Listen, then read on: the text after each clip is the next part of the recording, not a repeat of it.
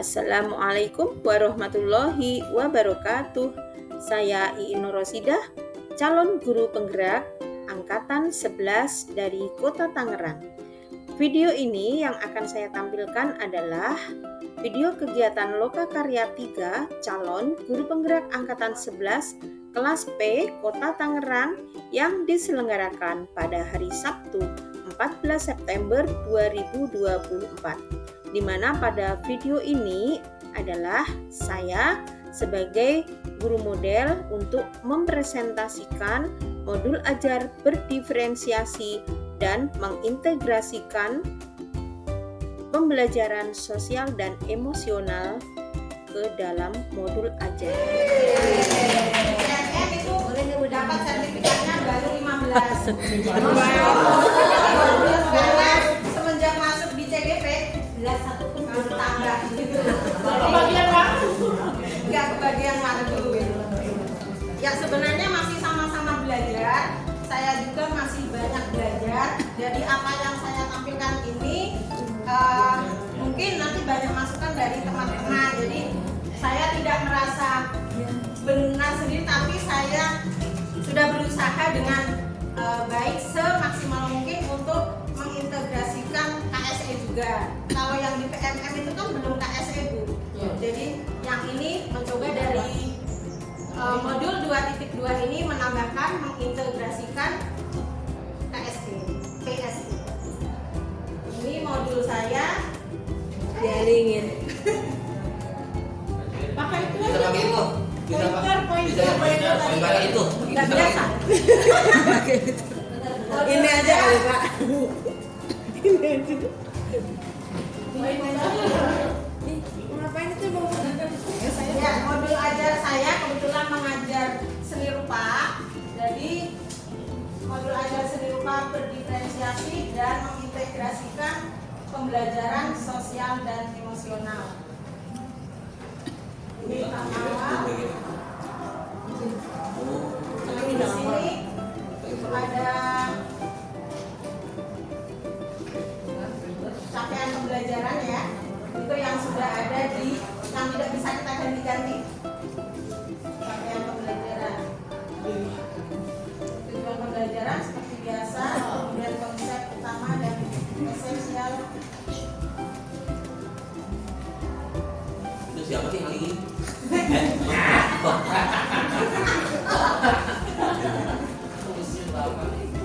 Ini integrasi pembelajaran sosial dan emosional yang saya integrasikan di modul ajar saya. Jadi ada Saya pakai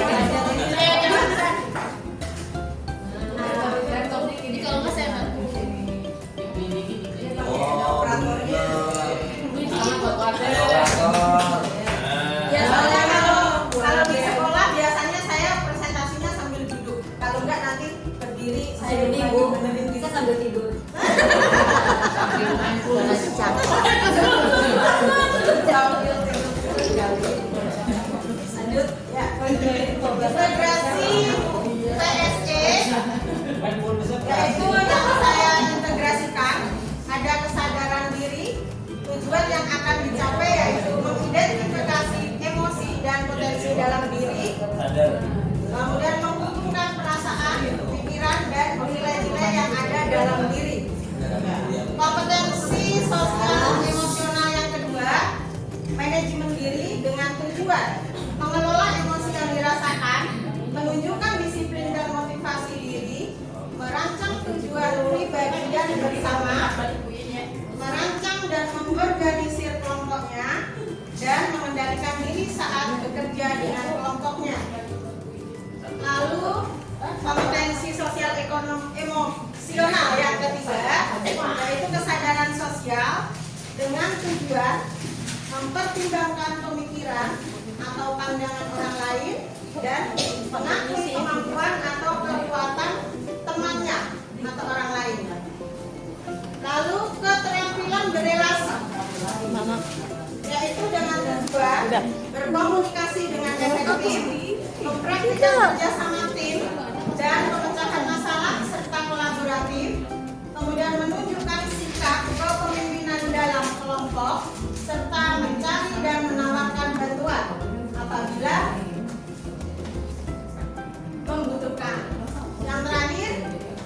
kompetensi pengambilan keputusan yang bertanggung jawab, yaitu menunjukkan rasa ingin tahu dan keterbukaan pikiran ya tujuannya.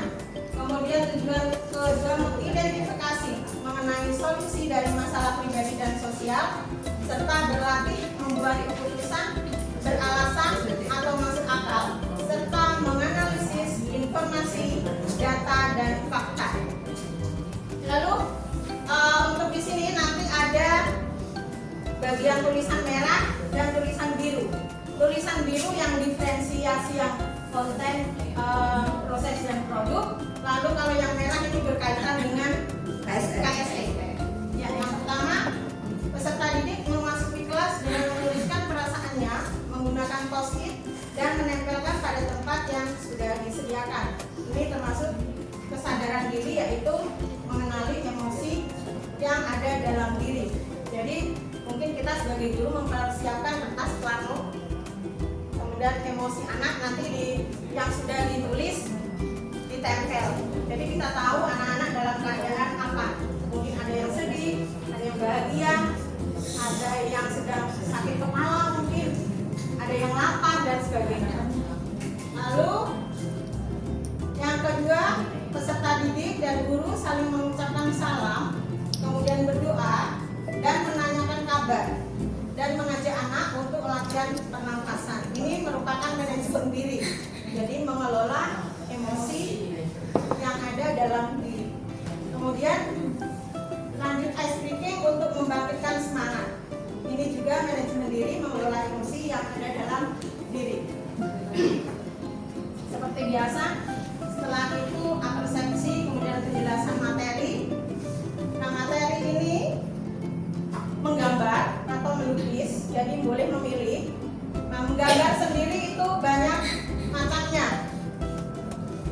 Saya menyampaikan materi tentang lukisan, gambar benda, gambar desain motif batik, gambar komik, gambar kartun, poster, gambar logo, tipografi, dan lain sebagainya. Lalu membagi tempat duduk berkelompok berdasarkan tingkat kemampuan menggambar. Ini maaf, ada alat sesuai dengan media yang digunakan. Jadi nanti ya.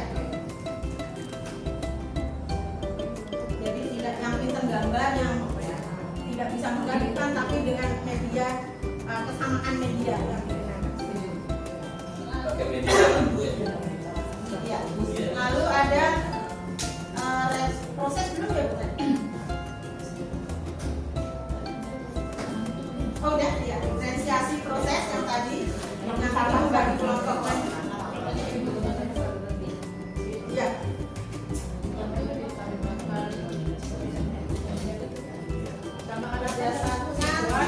Berdasarkan kesamaan media yang digunakan.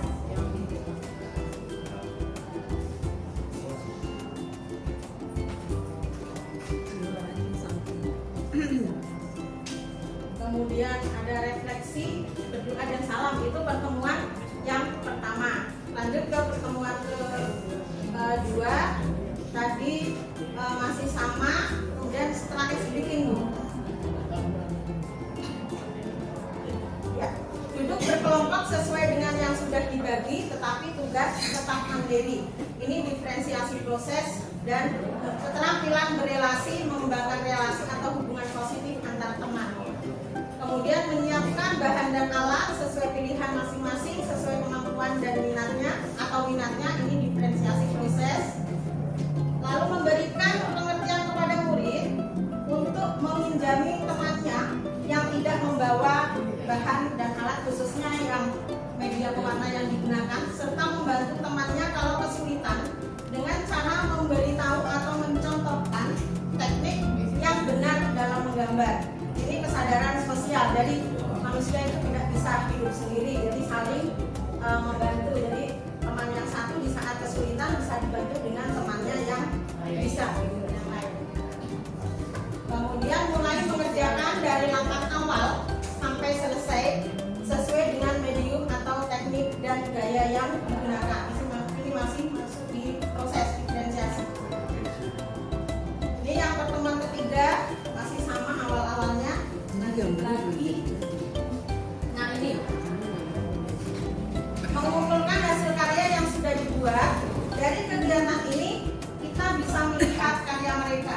karya yang dibuat menggunakan media yang berbeda-beda. Ada yang menggunakan kertas ukuran A4, kemudian menggunakan ukuran A3. Media pewarna yang digunakan ada yang menggunakan pensil warna, krayon, dan cat. Kemudian temanya, tekniknya, dan gayanya pun berbeda-beda. Jadi kalau dalam seni lukis itu kan ada abstrak, ada naturalisme, ada ekspresionisme, dan lain-lain. Nah itu anak-anak yang benar-benar nggak bisa gambar, saya sering bilang cari yang kamu bisa. Jadi kalau yang seperti gambar komposisi garis lurus misalnya, itu kalau keren, sabar, itu keren hasilnya. Itu banyak saya contohkan, saya tempel di whiteboard, di papan tulis, contoh-contoh yang sudah saya laminating. Kemudian peserta didik mendapatkan pertanyaan pemantik terkait presentasi hasil karya. Jadi mereka ini KSE-nya pengambilan keputusan yang bertanggung jawab. Dia mempresentasikan mengapa dia membuat seperti itu dengan alasan yang tepat. Jadi menceritakan hasil dari karya mereka. Berani membuat itu berarti dia berani bertanggung jawab untuk mempresentasikannya. Kemudian mempresentasikan hasil karya seni berupa gambar dan tulisan. Hasil karyanya berbeda-beda. Ini diferensiasi hasil. Jadi terlihat dari media, bahan, tema, media pewarna, teknik, dan lain sebagainya.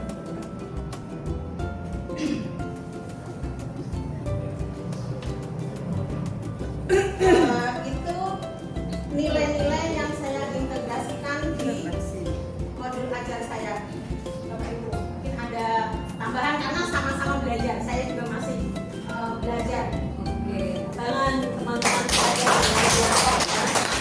tentunya kita sudah bisa melihat poin-poin apa untuk dimasukkan ke dalam KSE. Silakan ada yang ingin bertanya untuk keterampilan sosial emosional ini dimasukkan ke diferensiasi dari teman-teman. Mungkin kalau ada yang bingung gimana caranya, bagaimana kok bisa masuk ke sini gitu, apa perlunya gitu, apa ininya gitu, seperti itu. Itu saya bertanya ya kalau gitu. mewakili ya. Atau Ibu menguatkan dari ini atau menambahkan sesuatu hal yang perlu saya perbaiki. Ya. Tadi sudah yang disampaikan sudah oke ya. Artinya memang dari awal sudah proses ya. Dimana memang setiap proses itu kita bisa menilai KSE itu sudah ada gitu, dalam setiap kegiatan kita. Di situ mungkin seperti dimunculkan aja ya. Dimunculkannya lewat apa? Yang pakai yang merah-merah itu. Kenapa? Kalau dulu kan kita sudah melakukan ini kan? Namanya highlight. Iya, kita udah melakukan ini sebenarnya mah. Cuma karena Dulu ada muncul materi KSE, akhirnya dimunculkanlah poin-poin tersebut. Di highlight gitu. dulu ada Dikasih PPK merah. Bu Mila. Dulu ada PPK seperti Iya disebutnya ya. penguatan Sekarang mah Prof. Bukan. Pendidikan karakter. pendidikan karakter. Penguatan pendidikan karakter. Tuh. Kalau dulu itu kan kita kan hanya berupa gini, media, ya.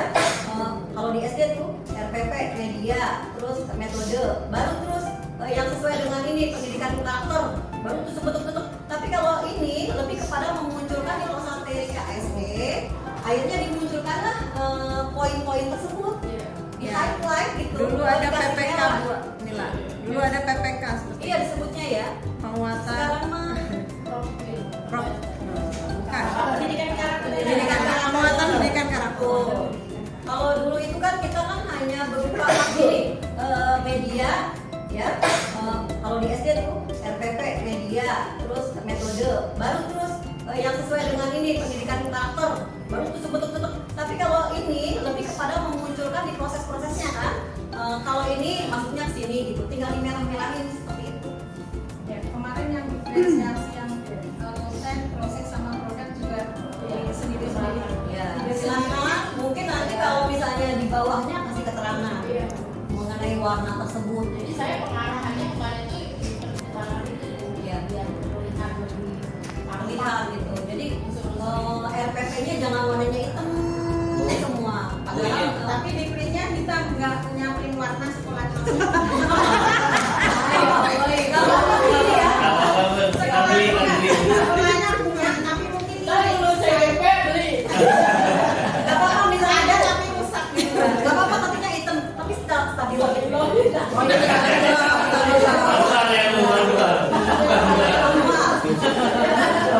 Habis gimana ya? Jadi kok hitam ya udah. Tidak ada digital manual jadi. Ada yang mananya Bu Iin? Ya, silakan. Mungkin itu yang agak minta kita untuk menempatkan apakah kegiatan ini termasuk kesadaran sosial. Ya, silakan dia jelaskan. Kenapa Bu Iin bisa coba di stop, bisa menempatkan ini sebagai ini gitu? Apa alasannya? Pasti ada alasannya kan ya? Nggak mungkin langsung menerapkan kalau sebagai. Iya. Oke, coba yang merah deh. Di bawah, di bawah. Ini kita belajar sama-sama ya, teman-teman ya. Ya Bu. Bawah lagi, bawah lagi. Nah itu tuh. Oke, Atas Sama-sama lagi. belajar apa aja? Atas. Nah.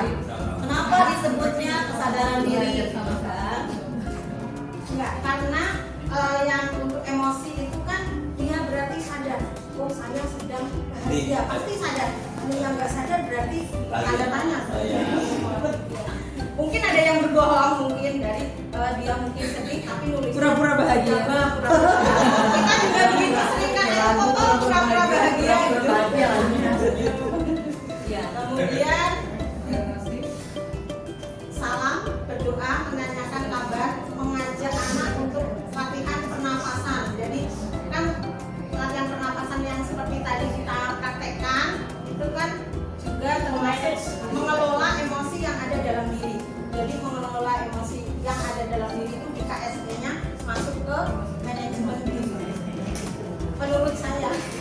Coba di sini di KSE kan sudah ada nih, ya.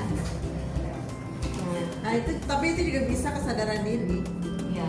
Kan di sini ada 5 ya. Iya. Nah ini kan bisa sudah ada petunjuknya sebenarnya. Mindfulness yang Ah, alasannya. Ini kan kayak punya Bu ini kan itu udah menunjukkan. Ini semua orang punya nggak? Ini ada yang punya kan? Ada di sini ada. Iya, Iya. ada di materi. Di materi ada. Jadi sebenarnya mah patokannya dari sini aja. Ketika masuk membantu siswa mengenali dirinya, oh berarti kesadaran diri. Terus manajemen siswa membantu siswa mengelola emosi dan perilaku yang penting, berarti manajemen diri. Terus mampu membantu siswa lebih berempati, peduli pada lingkungan, maksudnya kesadaran sosial. Itu jadi memang kita lebih kepada literasi ya. Alasannya kenapa dimasukkan KSE-nya itu kesadaran diri ketika masuk ke proses. Iya, mungkin ibu juga melihat ini mungkin ya. Kesadaran diri, oh ini dimasukkan kesadaran diri. Seperti kalau misalnya berkelompok saling membantu kan itu Nah. ada hubungannya dengan sosial. Iya, jadi ada juga nih membantu siswa mempertimbangkan konsekuensi dari tindakan mereka. Memilih yang terbaik untuk diri mereka sendiri dan orang lain. Itu namanya pengambilan keputusan yang bertanggung jawab. Ya, ketika presentasi Ketika presentasi masuklah itu ke pengambilan keputusan yang bertanggung jawab. Ketika menyampaikan materi, memaparkan materi, masuklah itu sebagai KSE, yaitu pengambilan keputusan yang bertanggung jawab. Ada di sini semua. Jadi kalau kita merahin aja sebenarnya mah, merahin. Dimelekin. kemudian ibu saya sendiri bertanya nih maksudnya yang apa asesmen.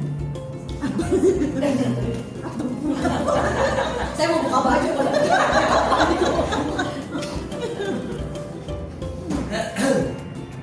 Kalau asesmen itu apakah harus berdiferensiasi? Kalau tidak pun tidak apa-apa. Saya bertanya. Coba ini asesmennya ini yang mana? Yang atas bukan saya. Oh ini yang belum ada tambahan. Tadi sih saya tambahin asesmen sebelum rubrik ini ada observasi. Observasi selama proses pembelajaran dari awal sampai akhir sama yang rubrik itu tadi.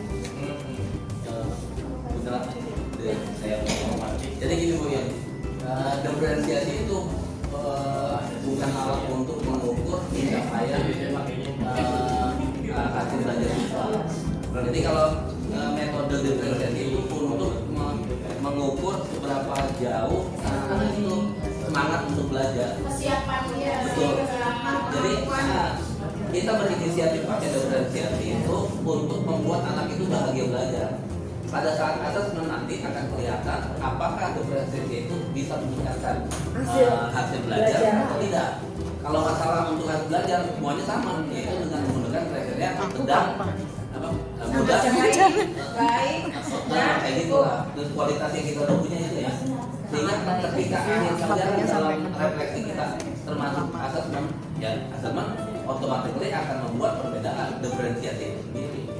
Kalau seandainya mereka sudah dapat diferensiasi dan ternyata ketika di asesmen dengan nilai dengan pertanyaan yang sama dan dia mendapat jawaban, berarti diferensiasi kita itu bisa dikatakan berhasil. Walaupun yang dia nggak bisa jawab bukan nggak berhasil diferensiasinya, karena ukuran asesmen itu adalah adanya mereka sudah dapat diferensiasi dan ternyata ketika di asesmen dengan nilai dengan pertanyaan yang sama dan dia mendapat jawaban, berarti diferensiasi kita itu bisa dikatakan berhasil. Walaupun yang dia nggak bisa jawab bukan nggak berhasil diferensiasinya, karena ukuran asesmen itu adalah untuk menjangkau belajar kita itu hasilnya apa.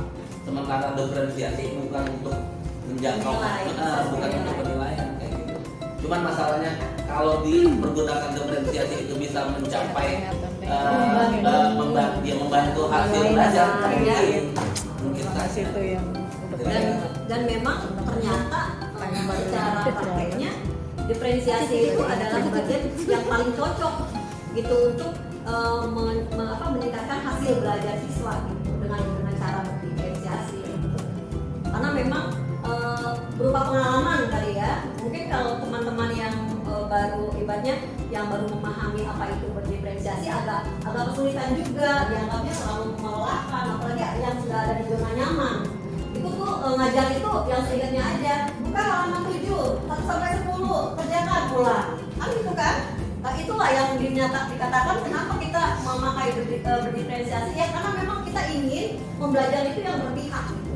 Berpihak kepada siswa itu menggali potensinya, kemampuannya. Makanya dengan cara berdiferensiasi. Jadi memang kalau asesmen itu betul kata Pak Idam adalah pencapaian yang nggak harus Tuhan itu nilainya ini gitu. Ya, terima kasih. Kemudian saya Setuju nggak nih teman-teman? Setuju. Kalau nggak setuju saya pulang nih. saya ikut ya. Saya ikut. Win, aku mau nanya tadi. Ya, ini silakan ada yang mau bertanya. Oke. Tapi bukan diferensiasi atau Udah biar cepet pulang ya. Seru Bu. itu tadi Win, itu tadi RPP diferensiasi proses ada di setiap pertemuan.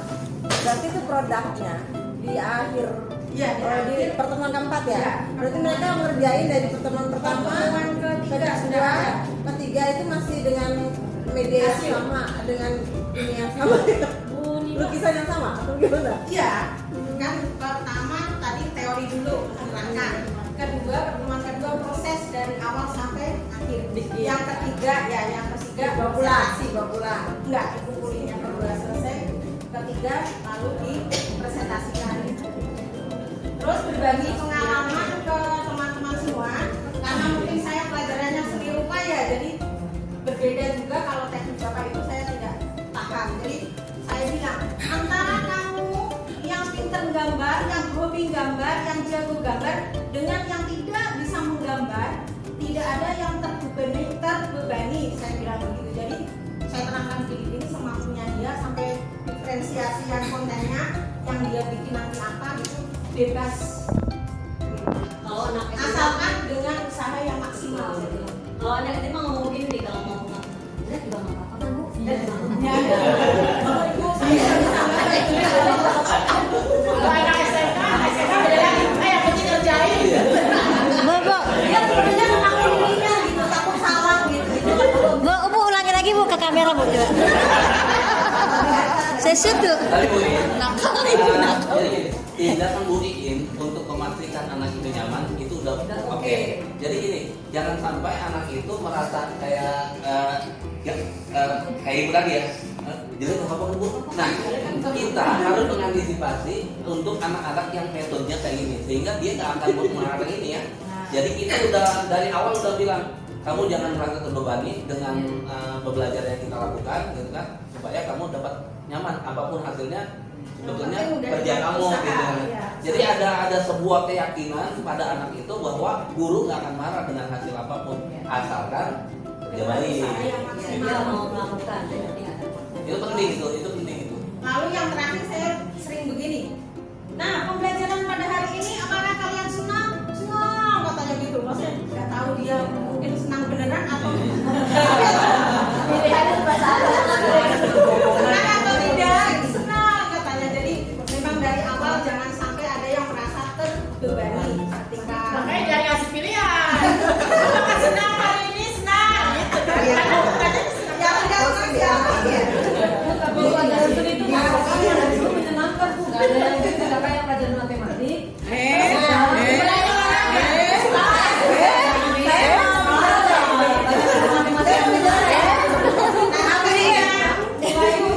Ketika nanti praktek, saya itu ada bawa laptop, kemudian bawa speaker. Nanti saya ini pertama-tama sih musik-musik kesenangan saya. Maksudnya, maksudnya gini, bukan kesenangan instrumental. Yang saya ingin tuh anak-anak bisa perasaannya lebih lembut gitu. Nanti sekitar 2 yang saya putarkan saya, baru mereka request, Bu mau yang ini dong. Iya, tapi nggak boleh nanti lagu rock, saya bilang begitu. Jadi pertama-tama lagu-lagu Italia yang lembut.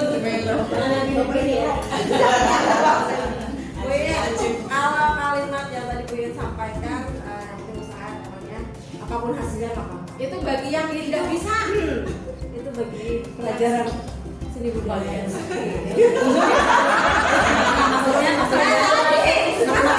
Nah kalau pelajaran yang lain, pelajaran matematika atau akuntansi, kamu ngerjain bagaimana? Nah kalau tidak sesuai standar gimana? Jadi diferensiasi, nah di pelajaran yang lain diferensiasi produk tidak berlaku. Ya, jadi memang semua kan harus disesuaikan. Iya, sesuaikan. Diferensiasi itu tidak harus memaksakan Masing-masing. konten proses produk harus diferensiasi. Ada semuanya ya. Benar kata ibu ini. Kita jadi ini nggak harus benar. Kalau misalnya situasi yang menyatakan itu nggak perlu dimasukkan ya nggak masalah. Karena memang kan nggak ada. Jadi semuanya Nggak ada. Kalau ada mesti cari apa gitu kan. Tapi kalau di seni rupa memang Hasilnya. Sebenarnya pembelajaran berprestasi itu yang paling enak seni rupa, seni ya seni. Sama PJOK. Dia paling enak. Dia paling enak dia. Paling menyenangkan. Tapi sebelum ada pelajaran diferensiasi pun mereka sudah Sudah, disenangi. sudah pasti udah begitu. Oke. Sudah ada lagi? Mau pulang cepet kan nih? Iya. Oke, Bapak Ibu sekalian, nanti di PI 4 kita akan melihat Bapak dan Ibu coaching ya, simulasi pembelajaran berdiferensiasi. Jadi ilmu-ilmu yang sudah Bapak dan Ibu dapatkan di Loka 4, Loka 3 ini diharapkan bisa dimasukkan nanti di RPP. Kita sudah melihat contoh bagaimana Bu Iin menyampaikan pakai poin-poinnya dan juga ada petunjuk-petunjuknya ya tentang KFP tersebut. Baik, cukup kayaknya ya. Oke. Oh iya, bentar Ibu. Kepada teman-teman silakan yang ingin memberikan saran untuk Bu Iin tentang ini silakan di Bu Iin. Iya. Biasa kegiatan ada refleksi ya, refleksi. Boleh tutup ini, silakan. Tutup pulang. terima kasih